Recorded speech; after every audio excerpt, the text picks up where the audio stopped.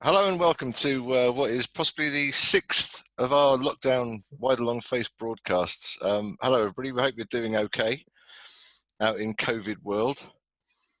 I'm joined today as ever by Mike and Martyn, who have decided not to speak apparently. This could be a really short show.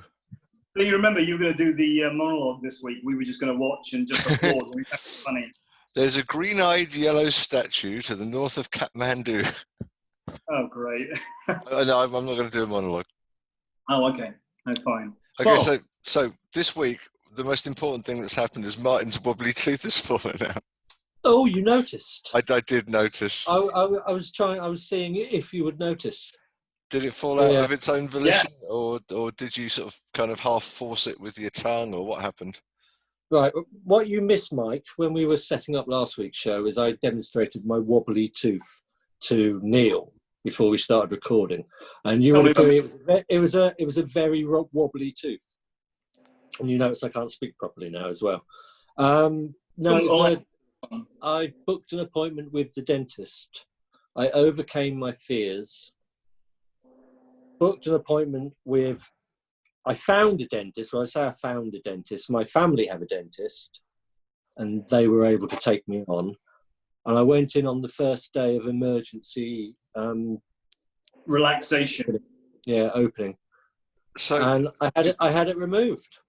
Oh wow! It really wasn't. It really. Can I just stop you there? That's incredible because your story seems to contradict almost anybody else's. If you read any BBC or any news kind of website at all. It's all about how difficult it is to access dental care, even for those who already have existing dental or dentists. So for you to be able to just kind of, basically call up because you had an emergency on the first day they were open seems interesting. The luck of the Irish, Mike, the luck of the Irish. My wife had made inquiries for me to join the dental practice shortly before COVID. And they said, yeah, that's fine. As a family member, we'll be able to take you on. Okay. But I personally would have had to have gone in and sorted it out because of GDP. Now, obviously, I let that slide on account of my fear of dentists. But kind of about 10 days ago, I had an unpleasant experience with a Snickers bar, which really jarred in my head and made an already problematic tooth very, very bad indeed. So I gave them a ring, explained the situation. Without seeing it at all, they said, extraction. Wow. And then got an appointment, went in, I had a horrible weekend of kind of, anxiousness, which is why I don't go to the dentist, but went. When was the last time you went, Martyn, prior to? It was probably 3 years. Well, that's not so long. Well, it doesn't really keep with the sort of expected yearly checkup. Yearly? In a 6-month gap, hygienist in the interim. Right. Yeah, like. I go every 3 months. 3? Oh, yes, but you've got some kind of weird plan, haven't you, whereby, if you don't go, you pay for it. Don't you pay for it weekly or something like that? And they basically come and hunt me down if I don't go. So it's actually mandatory to go every 3 months. I don't know how I've got myself into this, but you're in there. Come out. Remember, Mike shies away from pain relief at the dentist as well. So maybe he actually enjoys the pain. I'm sorry. Just everyone's going to think Mike's some sadomasochist. Who's watching this? It's not the case. If you haven't heard the radio show, you'll know that Mike's not really a S&M guy, but he doesn't do pain relief at the dentist, which I was astonished when he told me that. But you did have a root canal, didn't you? And you had some anaesthetic for that, I think, didn't you? Yeah, let me just clarify that a little bit because I will not have anaesthetic for something. Maybe they're filling in an existing hole, perhaps. But when they're going to be drilling a new hole or root canal, then I will certainly have anaesthetic there. Oh, good to know. We put it down, didn't we, to you not wanting to kind of emerge from the dental surgery as the kind of dribbling numb goon. Yeah. I want that, I tell you what, after I came out of the dentist, I was like proper deliverance. I'm not much better now, but I had like a cotton swab kind of half hanging out. As I sort of stepped out into the daylight, it was horrible. So, Mike, have a good look now before I revert back to trying to talk from behind my lips. Wow. See, it's not attractive, is it? I mean, immediately, Cat began singing Cotton Eye Joe, and this carried on for like 2 hours.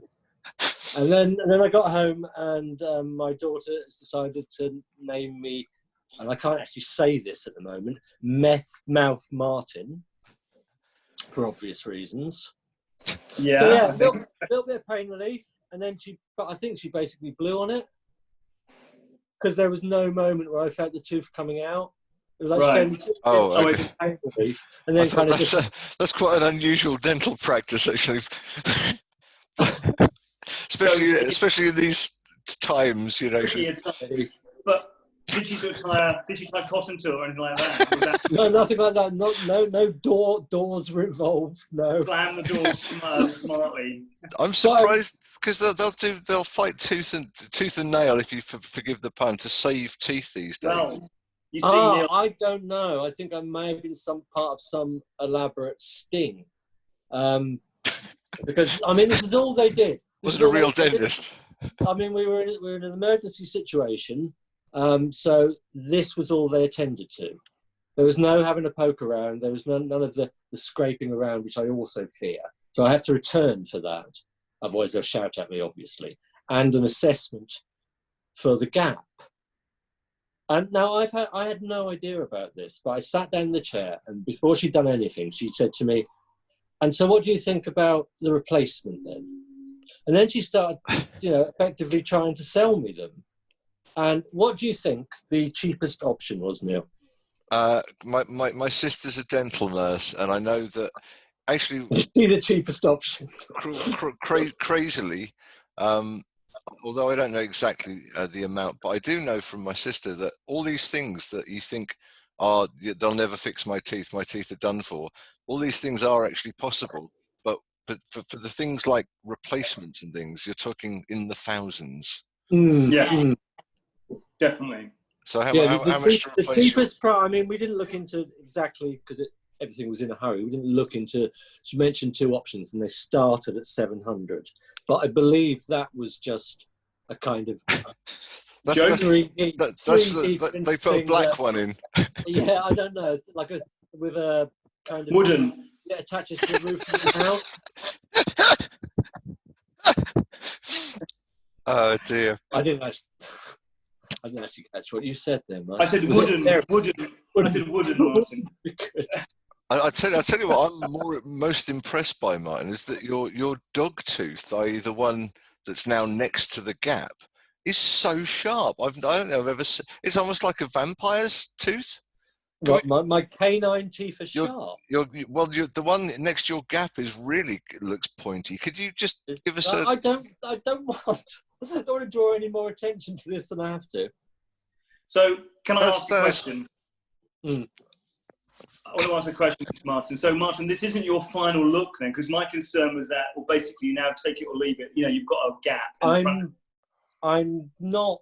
I mean, people may kind of argue this, but I never really considered myself as a particularly vain person. But this is something else. Well, you can put. If I had.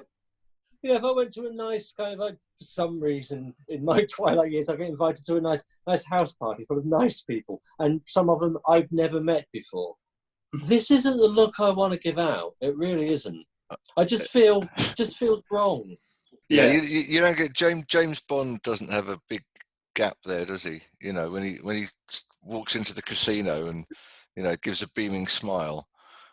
I know what you mean, but my role model, James Bond, is not a big gap. No. It's not that bad, and you've got to look on the plus side, right? I think you can go to McDonald's now and have a thick shake, and you don't even have to open your mouth to get the straw through. You can just poke it in there. It'll be brilliant. Oh dear. So the option I'm looking at, I think will come, close to £1,000. and I've just been reading up about it. I don't like it. Don't like the idea of it. Like, it looks like it's some sort of bridge where they kind of cap the 2 teeth on the outside of the missing one, which involves kind of grinding them down to make a surface that they can cap. So they're purposefully damaging 2 existing teeth, which in the the disadvantage says may have some problems further down the line, and then they kind of fit it over, so there's no drilling into the gum or the jaw. Okay, well that sounds like a good. So it kind of sits on top. Is it like a denture? Sorry. They're all like dentures, aren't they? Well, no, because you can actually have them sort of screwed into your face. It's not, they're implants. It's not an implants. That was what I was looking for. The word. Yeah. They are the gold standard tooth replacement, and ideal for single teeth as well, apparently. But I mean, I've had a look. I've got to go back now, and I'm now just thinking I'm going to have dental surgery essentially. The thing is, if it was me and it cost like, I don't know, $3,000, I'd probably go for it. I mean, it was sweet relief. It's just when it came out, for life, isn't it? It's like it's not like a car, or it's every day you're using that thing. It's like now it's been removed because I had to stop essentially eating on that side of my mouth. Yeah. For 10 days or so when it got really bad, and I could not carry that could not carry on. I did think about gluing it in. I'm sure it would have worked, but I think essentially the tooth was dead. So you thought about washing it in? Just super gluing it into position. I can't see any reason why that wouldn't work. Because it was just kind of loose in the socket. I don't think super glue is very good if you stick it into a raw gum. I don't think it's recommended by 9 out of 10 dentists, no. I don't think you're supposed to consume it either, which is basically what you're doing. You're kind of consuming it, aren't you? So I don't probably think that's a good idea. I'm not going to swallow, Mike. I'm not a madman. But it will inevitably, some of it will go down. Whereas you won't be able to make a neat little kind of place for it. Some of it will kind of stray bit will drift down into your stomach, and that'll be glue my epiglottis together. Yeah. Oh well, God. So I mean, so that's been Martyn's week. I mean, today I've just been having first world problems. My flapjacks are a bit too moist. Oh, I know. Is that a euphemism? We don't want to know about it. Did you these home baked flapjacks? Home baked flapjacks. The first 2 batches I did were just perfect, but I've been playing about with the format a bit, and I think today I just pushed the boundaries too far, and I ended up having, if you can imagine, a tray bake of flapjacks. The top layer was cooked, the bottom layer was all squidgy. Mm-hmm. So when I went to get them out, I ended up with just a kind of a big mush of uncooked flapjack sitting there with some very fine slivers of cooked flapjack. It was very disappointing. You're planning to consume a lot of flapjacks? I mean, it's just you've done more than one batch. No, over time, so I do about 1 batch a week roughly, and I have how many is in one batch, Neale? Approximately 9, Mike. Oh. Okay, so that's 1 a day then, I guess, and maybe twice a day at the weekend. Yeah, pretty much, yeah. No, I probably do bake about once a fortnight, so I don't have flapjacks every day, Oh, okay. And I really shouldn't, because I've put on so much weight during lockdown that You look a bit heavier, actually. It's frightening. Well, you ought to see my stomach. It's, You don't look any different. I'm like, really? Oh, I'm glad you said that. But honestly, if you did, I showed Martyn my tummy before we started recording last week. And I think you were shocked when I showed him my tooth. He showed me his tummy. Yeah, below the line of view that we have here, it just expands. It's just ridiculous. It's like a Buddha, Mike. It's not good. So, I'm missing out on a lot of kind of just personal body kind of comparisons. Yeah, well, when you're not around in the meeting, me and Martyn are just showing each other body parts all day. It's brilliant. That's what I thought happened, to be honest with you. Oh dear. So did you get to the dump? You said you were going to do a visit to the dump. Did that happen? Yeah, this clearly is the highlight of my week, because the rest of my week has just been, drinking tea and working from home. But so I booked a slot at our local waste recycling site, which is now what they're called, I think, aren't they? Not dumps. if you search for tip, you don't get, the return regarding where it is. But and you book a 15-minute slot at your nearest dump or tip. 15 minutes is not a long time when if you've got a carload. That's not. No. You've got to go various different skips to put, like wood in one and plastic Absolutely in another. right. Absolutely right. So listen. So it's a very efficient service. You want to use it on our Ipswich Borough Council website, and you book this slot, 50 slots, there they are. You choose the one you want, and it continues to email you with reminders for the rest of the week, and even remind you 15 minutes before you're going to go that don't forget 15 minutes until your slot. Wow. And so no doubt that you're going to sort of not do it, but you have 5 minutes to park. And you have 10 minutes to kind of get rid of your stuff. Oh my God! Okay, was this a solo journey or did you have company? Well, I did bring somebody with me, but only one person can leave the car. Well, yes. Oh, okay. Yeah. Well, because I've done this as well, haven't I? Martyn. I did this in the first week. But yeah, I was. You never shared it with us. He did. Did he? He did. You'll watch what we put out there, Mike. It's really interesting sometimes. Mike, it may have been in the missing episode. It may have been in the missing episode that we abandoned. Yeah, no, I had to stop, but I, definitely had to go on my own. That was the impression I had. I think as long as somebody stays in the car, it's just they don't want you to leave. They don't want two people working the site together. Okay, that's reasonable and common sense. But if you have a heavy item in your car, two people are allowed to go with you or with one other person that can help you out with those heavy items, because the people on the site can't help you, so you have to. Okay. What if the heavy item with you is the other person? Have they thought about that? That's a good point. How do they define heavy as well? Surely one man's heavy is another man's, doable. Bulky. The definition is up to you, Neale, as the patron. Two people carrying a small cup. But we were really kind of paranoid about being too early. So we actually pulled over because we were about 3 or 4 minutes early. So we pulled over to arrive exactly at the time we should be arriving at the... outside the firework emporium.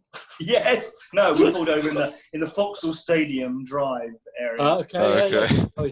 Choice. Perfect choice. Other people with heavily laden cars of rubbish all chipping their watch. But that kind of formality really appeals to me. I think they should continue it even after this pandemic and lockdown. I quite like booking a slot. Well, Exactly. have either of you ever visited the dump at Portman Road and had to wait for like half an hour while they close the gates and they get some big digger thing out, don't they? And they push the crusher. The crusher, yeah. The crusher that to this day my son is still afraid of.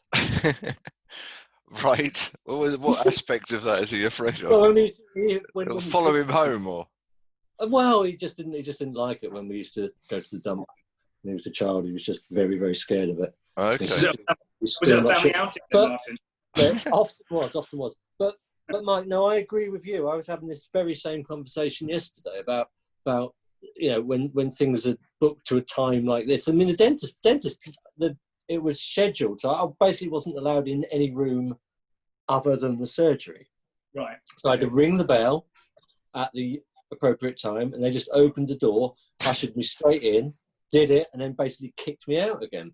Nothing was exchanged. No paperwork was done there. No money was exchanged there. It had all been done in advance. Yeah. Okay. Shopping. I'll be quite happy to have a 2-hour Debenham slot of a Wednesday afternoon. Just out of interest. Surely, how did you pay for it in advance? I don't understand. I paid for it in advance now. But how did they know it was definitely going to be an extraction, is what I'm saying? Well, you see, that's why I think I may have been part of some sort of elaborate sting. Because it was all...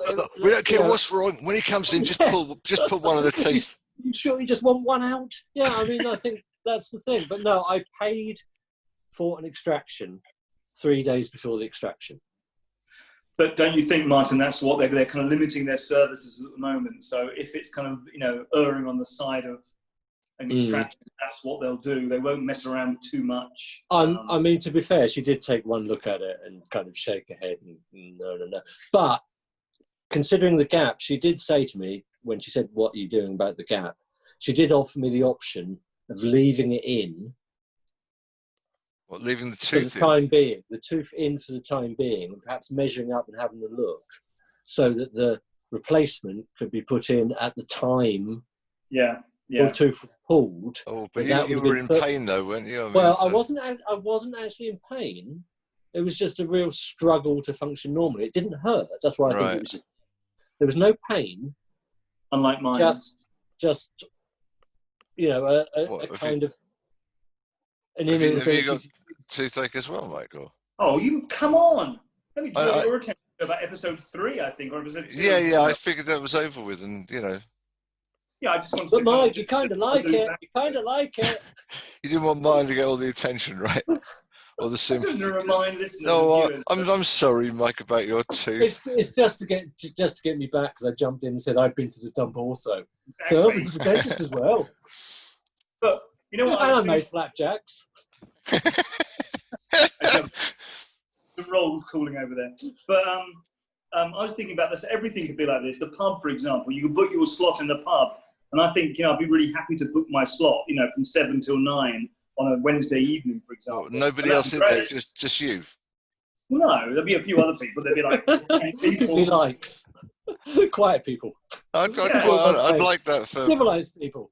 I wonder if we could do it for like a coffee shop where you could just go in there and you could be the only customer for 10 minutes. That'd be great. I wouldn't want that, I don't think. I wouldn't want to be the only customer somewhere, but I wouldn't. No, screw it. What are you missing out on? You're not missing out on what atmosphere? I mean. Yeah, well, yeah. I don't want atmosphere in these COVID times. Atmosphere means other people, doesn't it? What I definitely wouldn't miss. Stay away. With regards to pubs. I mean, I believe Wetherspoons have done this for a while anyway, with the idea of having an app and they just bring the drinks to you. That sounds all right. Now that appeals to me, because the worst thing pubs in a I can cope with a packed, thronged pub, but if somebody says it's your round and it's 10 deep at the bar, that I don't enjoy. That sours the evening. So to have them just bring, like they do on the continent, to just bring me my drinks. Yeah. Great. That would be good, and that's the way it's going to have to be for a while. I'm just trying to remember ever going to a pub that was 10 deep at the bar. You would have walked straight out, Neale. You'd have gone in that door. No, said, no. I tell a lie actually. That I think I went to see a band called They Might Be Giants at the Cambridge Junction, and I think that was the most packed I've seen a bar in recent times. That was, it's just ridiculous. Even when I was actually at the bar, I'd work my way to the front. It still took me ages to get served, and I wasn't being kind of like, just waving my money about or something. And that's the thing. I'm convinced I'm always invisible. Once I'm at the front of the bar, I know it's a good half an hour wait before I'm going to get served, even if I'm at the front. I'm kind of. Neale, can I say there's quite a niche kind of choice in terms of band and venue for it to be 10 deep or whatever. I know, but it's almost like Fleetwood Mac at Wembley Arena. They might be giants at Cambridge Junction. I know, but it was. I guess this was about the only gig they were doing this side of the country. So what he hasn't. We'd come from Ipswich. People had come from all over. Yeah. What he hasn't told us is that the bar was actually just like one person wide. Yeah. And the other weird thing was that I think that was the first time I'd actually. This shows how much I go out, probably, but it's the first time I'd done the credit card bar payment, which I wasn't entirely comfortable with. Really? We swipe for It just didn't occur to me that they'd do that in bars. Yeah. Do you use cash points, Neale? Are you okay with them yet? Have you adjusted to cash points yet? Yeah. But contactless, no? No, I'm fine with contactless, but it was just the setting was a bit odd. In shops, I have no problem. I don't know why it should be different for me, but it just seemed a bit odd. Okay. But it's ideal, though, isn't it? I mean, it's one of the better things about the future. There's something about, maybe it's sort of my Christian upbringing, but there's something about the morality of being in a pub and doing it. I don't know. It's just a mind thing. I don't know why. I just felt less comfortable buying a pint with a swipe than I would say buying a bag of crisps or something. You know, it just felt a little bit strange. It felt like they were less trustworthy for some reason. Okay. I don't know. Yeah. The odd thing was that I was waving a £20 note to try and get served, which I didn't. I've got cold hard cash, everybody. So talking about cash, actually, you know, the COVID issue and so on, and going to shops, I seem to at the moment have really bad luck where I'm always behind the person who's paying with cash at shops at the moment. So even though I'm always paying with contactless, and they're saying, "Oh, we prefer you to pay contactless if possible," every person I'm behind in a queue always seems to be kind of getting grubby cash out of their pockets. Grubby cash. Didn't have to say grubby. COVID, you can almost see it glowing, you know, with the spiky COVID. Grubby cash. Yeah. At least they're not sort of coughing and spluttering and stuff, Mike. You know, I suppose. Handled by the filthy masses. Has that happened to you at all? When you know you've sort of have you been in a shop during this lockdown where somebody's been kind of coughing or anything like that? Or yeah, really? I was in our favourite shop, Martyn, a few weeks ago, and there was this kind of oldish guy, and he had a kind of scarf, but he was holding a kind of scarf around his mouth and nose. And in the adult store? He was coughing into it. He was coughing into it, and then he actually had taken some ham off the shelf and then looked at it for a while, and then he put it back again on the shelf. He wiped his face with a slice of ham. Yeah. He was like, "Oh, I'm just so hot." That's truly terrifying. It was awful. You know, I felt like, you know, finding an assistant and getting him, you know, chucked out. But poor bugger. I suppose it must be hard if you're poorly, you know, with whatever. I mean, it might just be. Don't go to the shops. I think that's but you've got to sometimes, right? I guess, you know. So so have you touched cash at all in the last 3 months? Because I haven't. I've not actually had coins in my hand. I've handed what cash I've had to my son.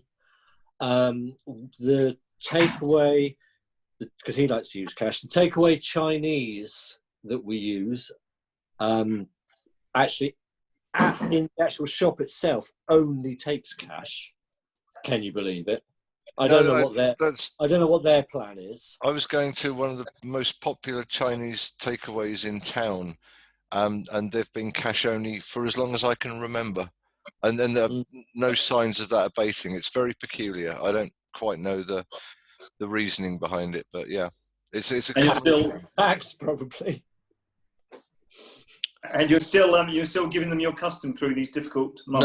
No. I mean, they were at my old place, you know, basically. Oh. So they're quite a way away now. But right. Yeah, no, it could be a Chinese thing. I you know, obviously you've got to be careful about what I say, but I don't know. Well, you know. Maybe Martyn's. It happens. Mine. It happens. I mean, it's a bit coincidental, right? It's another talking of takeaways. It's another thing that I welcome in the post-lockdown COVID world: contactless delivery. Yeah. Because I don't want to answer the door to the person who's brought me food and exchange any sort of greeting with them at all. So Martyn, sorry. I give them a thumbs up through the window. Yeah, the transaction's complete. Imagine, you know, my heart jumps when I read, "We will leave your, produce, whatever, or your takeaway at the door, and we'll go back to the car. We won't." You know, Get in. Plus, we have the extra danger of the dog. On the radio show, we talk plenty of times about how a dog gets excited when visitors come. So it's like a strategic move to keep him barricaded. Yeah, I mean, Neale, you've had my dog come to you at our front door, haven't you? You know what it's like. Frequently, it's not fun. Like that for takeaways. So right. We have to kind of sort of employ some sort of strategy in the hope that he doesn't get wind of the idea that the takeaway is coming. But that doesn't work. He knows. Seriously, he knows. And then he gets anxious for like 40 minutes while we wait for it to be delivered. Yeah, furtively checking the door, the window, the door, looking up at every noise. It really is like that. But now it's safer. No, we haven't got to barricade him in the sitting room when we go to the hall to open the door. That is gone. That problem is gone. You can just run free. And to say nothing of the problem of tipping, right? Exactly. The problem. Anyway, guys, listen, we're actually running out of time, believe it or not. So, well done, you. Yeah. Another good show. Simple today. No stunts. No No. stunts. It's okay. I No. mean, you know, we don't want to make that a thing, really. That would be quite a big ask, Martyn. You know. I mean, I made a bomb. You were value enough with your comedy smile, so. That was stunt enough. Having your tooth pulled out just for the show. That was that's fantastic. Okay, so he loves a round of applause. Okay, so goodbye, everybody. Thanks for watching. Like, subscribe, and we'll be back again in probably a week or so. Okay. Bye. Bye.